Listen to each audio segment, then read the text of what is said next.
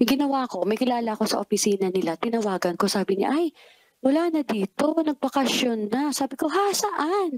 Sabi na, "Dun daw sa Kuwait." Sabi ko, "Bakit doon? Nandito yung pamilya niya." 2016, nagbakasyon siya dito sa Philippines. Nagkita kami. After a month, sinabi ko sa kanya na na delayed ako hanggang sa nanganak ako. Pero kahit isang family niya, wala pa akong nakikilala. 2017, 2018, 2019, last niya na uwi 2019, hindi nakauwi ng 2020 kasi nag-pandemic.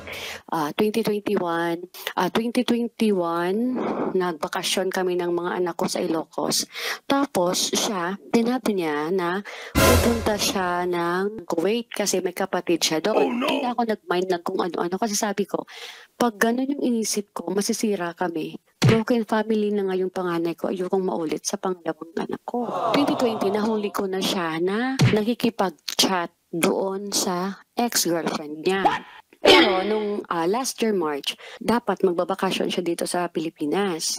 Tapos kinokontak ko siya kasi yung anak namin may sakit. Tapos kinakausap ko siya, wala, hindi makontak, magre-reply after 12 hours. Yung ginawa ko, may kilala ko sa opisina nila, tinawagan ko, sabi niya, "Ay, wala na dito, nagbakasyon na." Sabi ko, "Ha, saan?" Sabi na, "Doon daw sa Kuwait." Sabi ko, "Bakit doon? Nandito yung pamilya niya." Noong September 2024, doon ko nalaman na nanganak pala yung babae nung March. Ano? Doon Pakiulit nga ulit. Doon mo nalaman na? nanganak yung babae nung March na nagbakasyon siya doon nung March sa Kuwait. So, gano'n na sila katagal nung babaeng yun?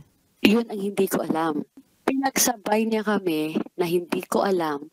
Tapos nung nabuntis niya na yung babae, kasi hindi pwedeng manganak doon sa Kuwait pag walang marriage certificate kasi matitiport yung babae.